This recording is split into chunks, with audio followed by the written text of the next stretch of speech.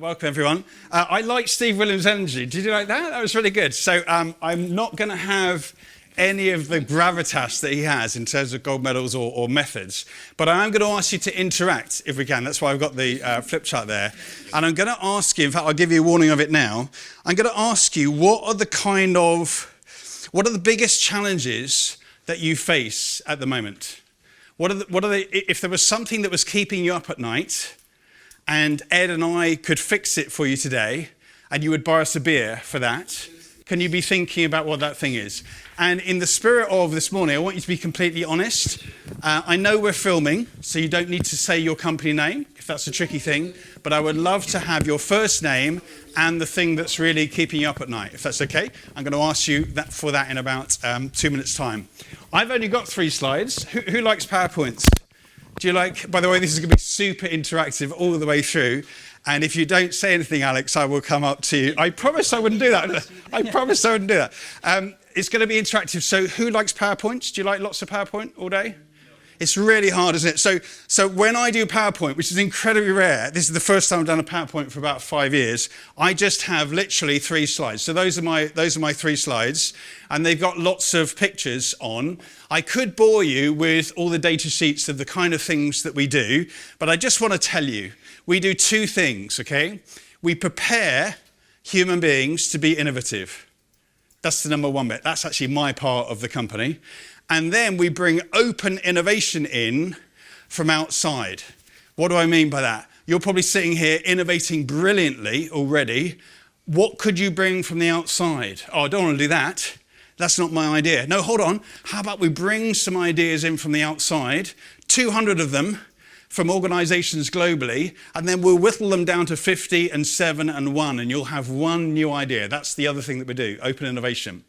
But the first thing that we do, I touched on, is this concept of what we call ladder leadership. Ladder leadership. We are an organization that assumes that you already have great innovators. And you might say, oh, everyone in our organization, we're already, 100% of us are innovators. What I'm going to push you to think is, where are the new ones coming from? Are we a like thin sliver of innovation in our company? We're the innovation department. And then there are the horizontals in the organization. They've got nothing to do with innovation. They've delegated all of that to you.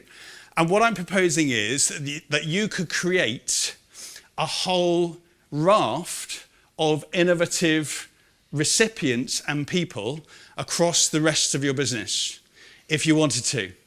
And then and we call that engagement. So that's engagement with the innovation that you're doing, and that's failing fast. It's knowing how people like it. It's working out what they want from you. And we've developed this model called ladder leadership. What are the parts of a ladder? There's a picture there. What are the parts of a ladder? Steps, rungs. A bit more technical? We call it an upright sometimes. So there are 2 uprights. The technical term is a stile. Each ladder has 2 uprights. Here is the proposal, that you, as innovation leaders in the organization, you cannot provide the ladder. You can't. You don't even know what, I'm going to be rude now, you don't even perhaps know what wall to put the ladder against. Do you? I don't know. Often the board knows 5% of the problems in an organization, and the other 95% are known by these people that potentially we're not engaging yet. So we developed a model called ladder leadership, which is where you as leaders, you put up it's called a poll, you put up a stile. You say, guys, I think we're here. We've been innovating this for 3 weeks. I think we're here, and I think we should get to there. Guess what will they say, Ed, when we say that to them? How do you do that? How do you do that? Why have you come up with that? That's a stupid thing to do. We're not here at all. We're here. And that's not the right wall, actually. This is the right wall.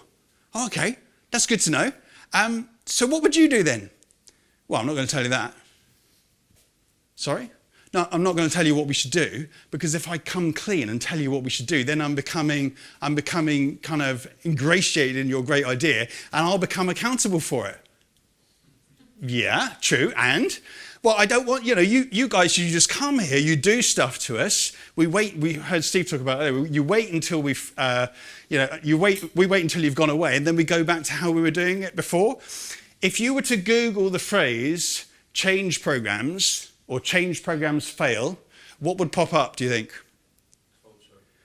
A whole chunk of papers on culture, and they will tell you what percentage of change programs fail, do you think? It's not quite 100, Sarah, but I like that. What percentage? 95. They'll say between 95 and 70, depending on how brave they are. How much money was spent with McKinsey last year? How many billions? 14 billion on McKinsey dollars last year, and 4 billion on Bain last year. I'm going to ask you a really harsh question. If we gave them big ticket problems like Hamas, like, I don't know why I pointed at you then. It's because you're a Navy. It's because he's a Navy man. It is because he's a Navy man. So if we gave them homelessness in city centres, if we gave them climate change readiness, do you think they would be galloping over the hill to take those projects? They don't know how to do it. They don't know how to do change. All they know is how to rubber stamp your board's decision to make Oracle. And they'll send in some £3,000 guys per day, men and women, and then after that they'll send you in some £1,200 a day Oxford graduates who are, 24, 25. This is great, they're clever people. But the problem is that is not driving change. So what we worked out was we need to bring real innovation to change on the people side. Why did I mention generative AI? Why did I mention hybrid working in the invite, do you think?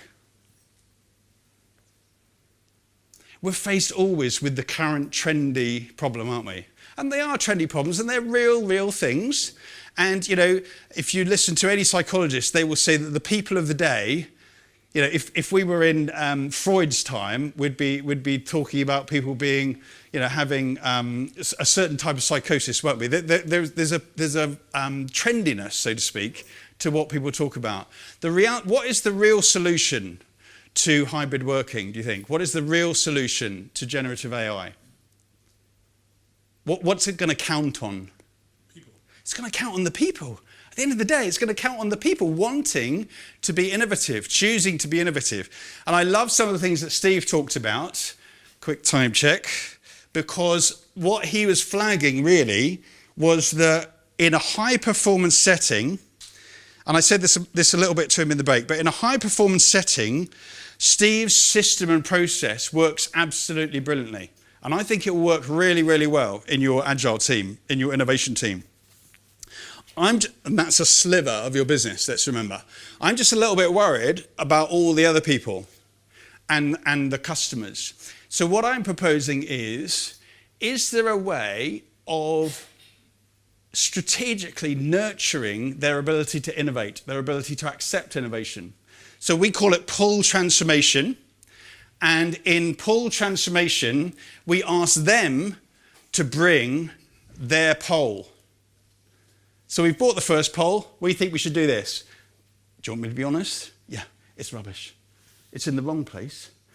We're nowhere near there. We're here. And that's the wrong angle. That's the wrong wall. It should be here. Okay, so Eugene, what should we do? Well, you should do this. Thanks, mate, for honouring us with that. How do we do that? I don't know.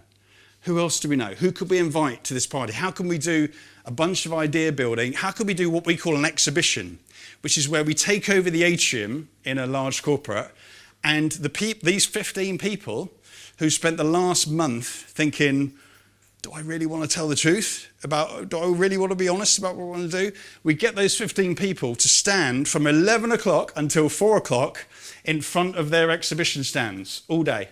This is mine. And I'm here with Akemi and what's his name again? Ed. I'm here with these guys, and these are the things that we think are really important. We love that stand over there as well that those two are working on. We love the stand over there. We really approve of their ideas. We went back to first principles at 11 o'clock on day one. But this one here, I'm super passionate about this. Come and talk to me.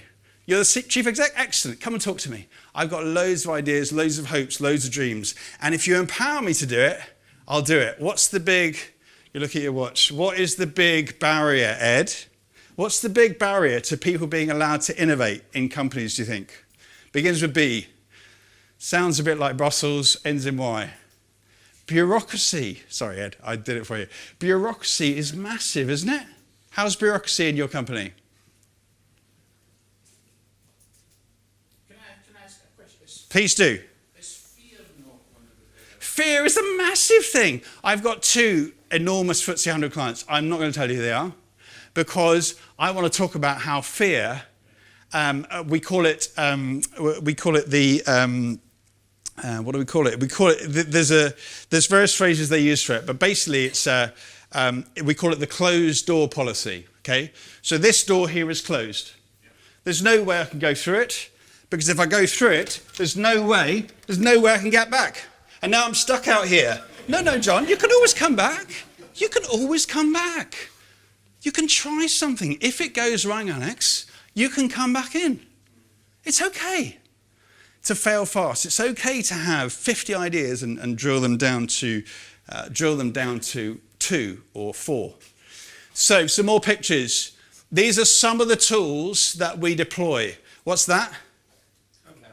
What cans is that good for? Is that only good for certain specific cans? That will fit, that will open, Alex, any can you bring me. Only costs £1.20 off Amazon.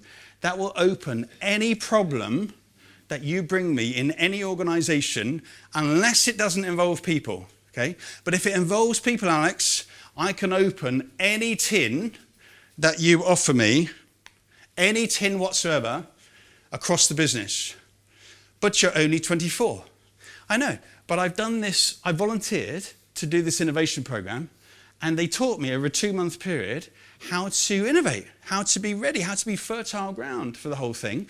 They taught me about horizon. Can I work out, we call it a jigsaw horizon plan. Can I work out what the horizon is? What is the horizon, Eugene? What is the horizon, literally? That's where the sea appears to meet. It's as far as I can see, okay? Now, right now, I can see a lot further than you guys. Just because of the perspective I'm standing in means that I can see some things you can't see. So Eugene, mate, you'd have to come and stand here. Are you willing to come and stand here? Okay, so Eugene now comes and stands here. It's a bit rude, but are you willing to squat down a little bit? Now do you see what's going on? Oh, yeah. So behind the gasworks there. So I think that's the right horizon. It's not terribly exciting. Which exit should we go through? That one there. Really? Yes. Across the pitch? Are we allowed across the pitch, Ed? Eugene, sit down. You're overplaying your part now. But the point is, we can see the horizon in a way that the board can't, okay? But we're only 24. We only joined the company 4 months ago. A lot of people, young people, they join a company and they leave. They join a company and they leave. They join the company. I talked about it earlier when I was standing at the back there. So there's something about how do we become accountable for what we do. Why is that there? What is that? It's a jigsaw puzzle, okay? I'm sorry, but you do not have the whole story. You don't know how to do it. But you really know your bit really well, don't you? Like really, really well. So if only the company could say, without my glasses, Robert Hoyle, what is it you want to do, Robert? What do you think we should do? And we didn't shoot you. There was a no fear culture, so we didn't shoot you for saying that. We said, Robert, thank you for telling us. Why didn't you tell us last year? You're absolutely right. I wasn't here last year. I've only just joined from BT. Oh, okay. That's a good answer. So what have you noticed in your first 3 months, etc.? So what we create is, in little rooms of 15, there's a key point. They have to volunteer. But these are our future leaders. I know. But they're not in the top right-hand corner of our matrix. I really don't care. These men and women, they are busy, but they're not too busy to step up and to say, I would like to be a future innovator here. We call it strategic accelerators. What happens in your car if you overlook the fact that you've got a gearbox? What happens? What kind of things happen? As you pull away, You're going to stall. As you pull away in first, what's going to happen? You have successfully pulled away now. Do you hear that? Over-revving. Burning loads of fuel, making loads of noise, not very... Eugene's sitting in the back thinking, this John guy, can he actually drive? There's something about developing this gearbox of acceleration. So, so that's what we do. We call it strategic accelerators. The reason we call it strategic is because we work with people a year before the change. Come volunteer a year before the change. No one's going to tell you what the change is. You come and volunteer to become trained and be good at acceleration, and then guess who's going to tell us what we should change? The people. The men and women will stand up and they say, these are the things that we need to change. So that leads me to this, if I haven't lost my... Oh, it's in my hand. What kind of things, don't say your company, but say your first name, what kind of things would you like to change? What keeps you up at night? Go ahead. So you might be working for a fear-driven organization. What else keeps you up at night?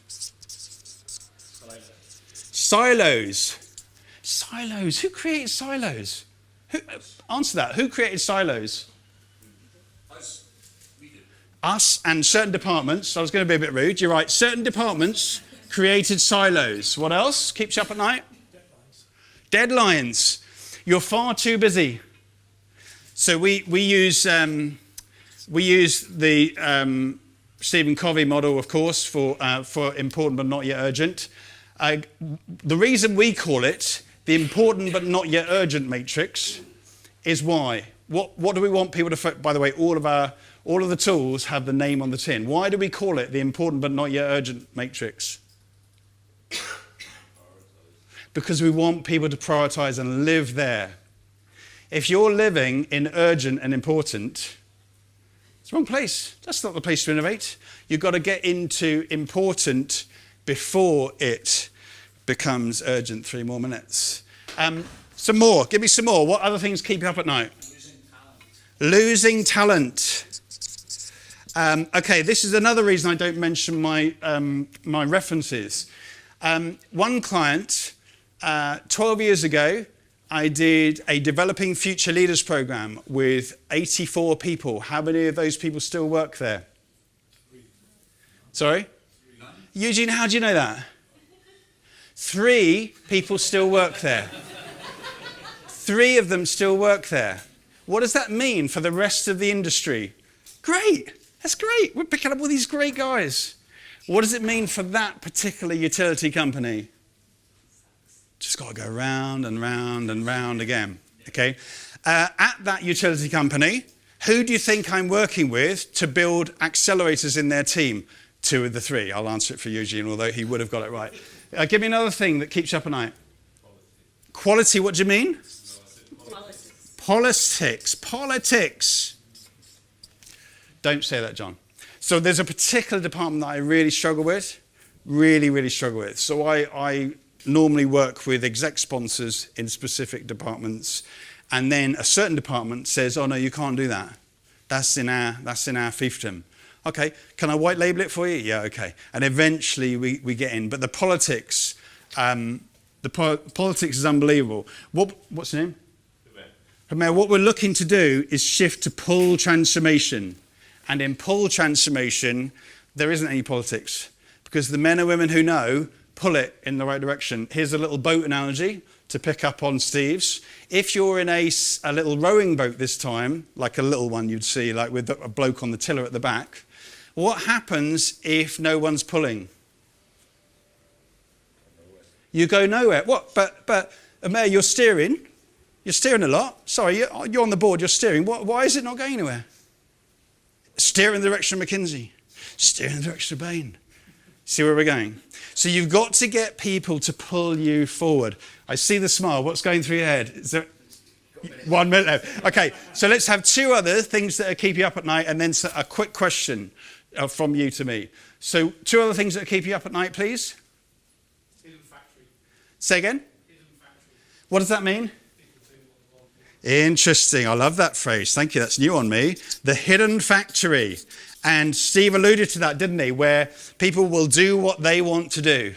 okay? Because you haven't empowered them. They're not allowed to. They will do what they want to do whilst they want to do it. And then when you're gone, then they'll come up again like mushrooms in that arena. One other? Perception. Perception meaning? This is my view of the world. Why isn't it your view of the world? I love that. And Steve touched on that as well, didn't he? One of the beauties of getting 15 people to spend 2 months coming up with their plan is that their perception, we call it ploughing for diamonds. So you plough up and down for diamonds until you find one, and they knock the rough edges off each other. That is a stupid idea. I beg your pardon. That's a stupid idea. I'm from finance, we can't do that. Well, you're an idiot. The thing you don't understand is blah, blah, and off you go. So that's me nearly done. Any questions? Who's got the first question? Have I got 1 minute? Who's got the first question? No, you haven't, John. Who's got the first question? Go. Say it. So the organisation you work with that lost 80 Yes. out of 85 leaders, Yes. did they learn from that? No. But this is 12 years ago, okay? We are pioneering what we believe is an unbelievable pull transformation movement where when they get rid of A-levels and GCSEs, there'll be a baccalaureate in about a year's time of a GCSE of how to change. Why are we not doing that? Why are we not giving 11-year-olds their first GCSE, come back in off the streets, don't join a gang, come and do a GCSE in how to change? It only takes 2 months. It's being paid for by your local utility company. They've put 5 of their people on it. 5 of you guys, that's only 4, 5 of you guys from the housing estate and 5 people from a local college. And in 2 months' time, if you turn up every time, you'll get to know these people. And what we fundamentally cover is not what you need to know on a housing estate or why you need to know it in a college, but how to change those things and how to be kind. We used to use the word nice. People hated it. What we realise now is if you're kind, if I'm kind to you and you're kind to me, if we understand the different kinds of people, how do I speak to Ed even though I've gone over time? How do I speak to you even though you're sitting in the, you said you're sitting in the wrong thing, you said. How do I speak to different types of people and build a relationship with them? So Ed, forgive me, that's me done. If you would like to, oh, can you flick the next slide for me? Can you see the little thingy? Oh no, it's here, it's here. So in November, oh, there we are. In November, we're doing a free webinar every Friday in November, but you've got to come. You've got to email me. You can see that email address or that phone number. You can text me, WhatsApp me, email me. You've got to tell me that you are interested in building from the grassroots in 2 months an innovative workforce with the first pilot done. I can't do one now, but I could do one in January and February. It'll cost you 1,400 quid a head. What's the business case? If you can spend 1,400 quid on someone and they become an innovator, how much salary are you paying them? Guess. Give me a salary. 50 grand. 50 grand? Wow, if I get a 50 grander, we're going to have payback within about 6 weeks. 1,400 quid. We were going to pay him or her a chunk. I can't do the maths, I'm not clever enough, so I'll try. 3 grand, we were going to pay them 3 grand a week. That's 2 weeks, 3 grand a month. That's 2 weeks, isn't it, that we're getting the money back? And from that point onwards, we're going to find out whether they're going to be an innovator or whether they're not going to be an innovator. One last phrase, that sounded rude. High-performing plodders. We want high-performing plodders. Poor-performing plodders, no, but high-performing plodders, we want them.